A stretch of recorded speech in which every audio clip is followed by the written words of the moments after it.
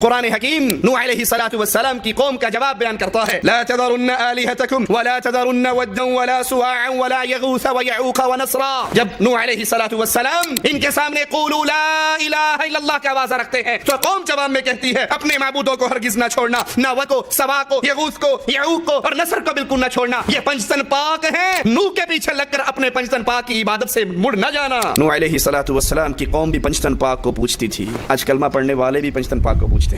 تو پنجتن پاک کی عبادت کا تصور آج سے نہیں ہے، اس دور سے چلتا آ رہا. آج بھی پنجتن پاک کو پوجا جاتا ہے یا نہیں؟ لی خمسہ اطفی بہا حر الوبا مصطفیٰ مرتضیٰ وابنیہما والفاطمہ. میری ہر مصیبت کو دور کرنے والا کون؟ مصطفیٰ رسول اللہ صلی اللہ علیہ وسلم، مرتضیٰ علی، وابنیہما حسن حسین والفاطمہ. یہ پنجتن پاک مل کر ساری مصیبتوں کو دور کر دیتے ہیں. تو یہی قوم نوح نے کہا تھا کہ نوح علیہ الصلوۃ والسلام کے پیچھے لگ کر پنجتن پاک کو نہ چھوڑ دینا. صحیح بخاری میں عبداللہ ابن عباس رضی اللہ عنہ وارضاہ سے روایت ہے، فرماتے ہیں یہ پانچوں بزرگ قوم نوح کے بزرگ تھے. جب وہ انتقال کر گئے، جب وہ فوت ہو گئے، تو شیطان نے ان کو یہ مشورہ دیا کہ یہ لوگ جہاں بیٹھ کر عبادت کرتے تھے تم وہاں پر مجسمے بناؤ، ان بزرگوں کے نام پر مورتیاں بناؤ اور ان کو ان کے نام سے منسوب کر دو. جب یہ طبقہ گزر گیا، علم اٹھ گیا، تو ان مجسموں کی، ان بتوں کی عبادت ہونے لگ گئی. آج بھی قبروں کے اوپر یہی کچھ ہوتا ہے نا. یہ بابا جی کی قبر ہے اور یہاں بابا جی نے بیٹھ کے چلا کاٹا تھا، یہاں بابا جی نے بیٹھ کے غسل فرمایا تھا، یہاں بابا جی نے بیٹھ کے صابن لگایا تھا. ان چاروں جگہ کی عبادت کی جاتی ہے.